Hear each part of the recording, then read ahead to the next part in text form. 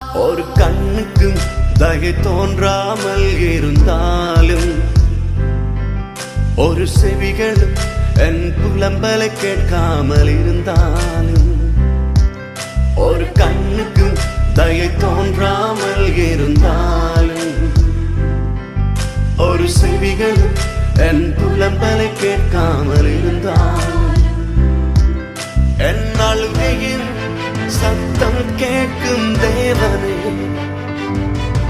என் நிலைமைகள் நன்றாக தெரியும் இயேசுவே. என் அழுகையின் சத்தம் கேட்கும் தேவனே,